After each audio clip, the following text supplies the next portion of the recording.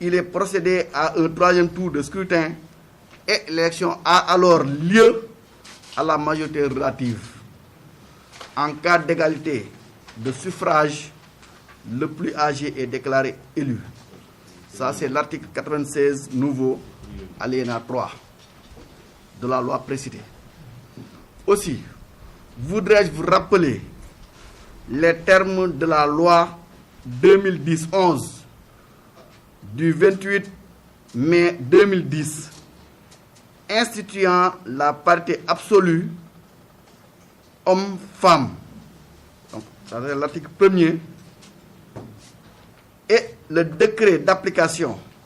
numéro 2011-819 du 16 juin 2011, donc qui apporte à application la loi instituant la parité absolue homme-femme. Pour la loi 2010-11,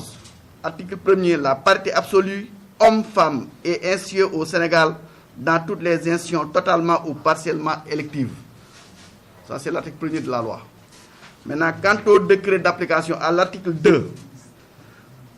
les institutions totalement ou partiellement électives concernées sont les conseils régionaux, municipaux et ruraux ainsi que leurs bureaux et commissions. Le Sénat, son bureau et ses commissions. L'Assemblée nationale, son bureau et ses commissions.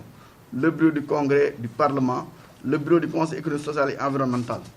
Donc voilà les termes donc, de la loi et du règlement. Donc, monsieur le maire,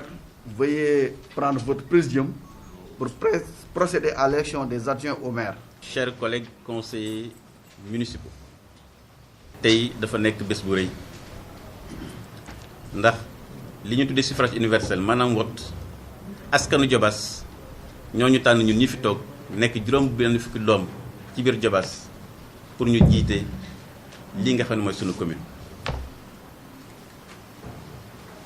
moo tax maa ngi bëgg ci turu conseil yi fi nekk yëpp comme man la yàlla jiital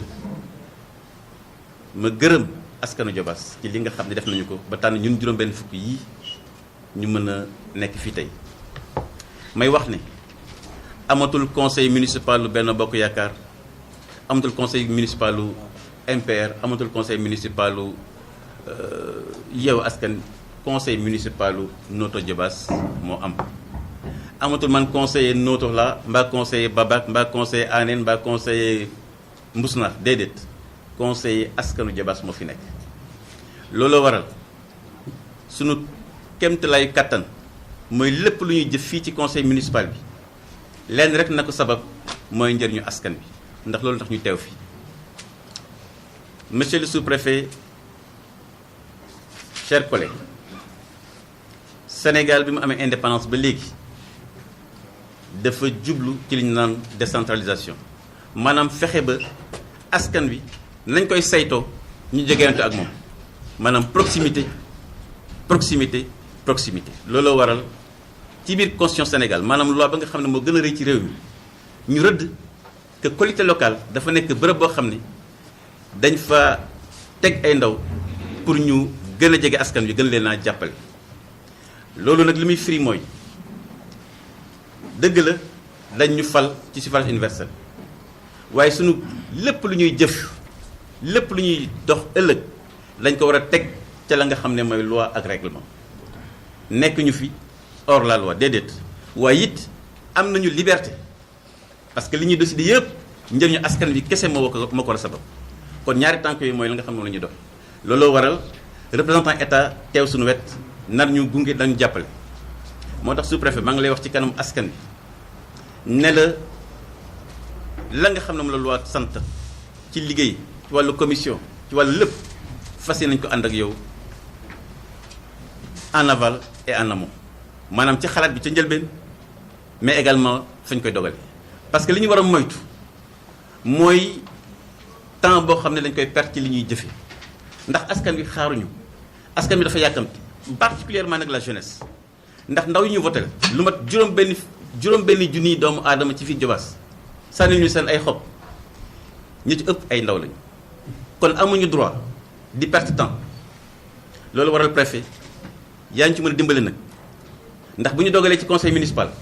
balaa ñu kaa jëfe da nga kaa approuvé kon diggante boobu war na ratax ba nga xam ne lépp ay bar ca budget ca décision conseillère ca délibération lépp loo xam ne nag def nañ ko war nañ ko tënk également ci loi Notto Diobass nag daa am loo xam ne yàlla da ko jagleel te war ñu ko fàtte mooy am na foncier may lancer waat appel nag ndax occasion la ci askan wi ngele seen tool yi na ngeen ko aar na ngeen ko samp ñu bañ toog di jaay tool yi ndax nit day jaay tool fële ba pare ñu yeewu naan maire yi nii te maire yi yëgul maa ngi lancer un appel à la population ñu aar seen foncier ñu aar seen foncier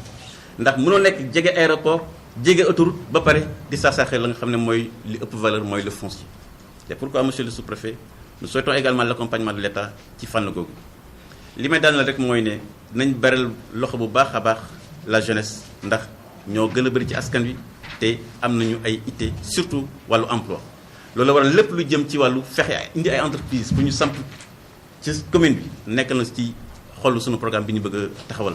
loolu nag pour ñu def ko dañu soxla état ndax bu entreprise ne day def wàllu transport mbay def wàllu ingénierie bëgg a ñëw fii ci Diobass buñ ci àndul jàppale ko loolu day nekk loo xam ne jafe la moo tax maa ngi également lancer un appel à tous les élus pour que suñu priorité nekk la jeunesse et la jeunesse bi ñu ko bëggee def priorité mooy la création d'emploi te création emploi nag amul beneen yoon bu dul entreprise amul beneen yoon naan damay créer emploi déedéet neen damay créer entreprise ndax soo créer entreprise mooy recruter emploi mairie du bërëb boo xam ne da ngay créer entreprise da ngay créer emploi mais état du bërëb boo xam ne da ngay créer emploi déedéet entreprise ngay créer entreprise maintenant créer emploi loolu nag moo tax ma ne woon naa ko wax syndicat du jërëjëf leen sant leen gërëm asalaamaaleykum wa rahmatullahi wa barakatuh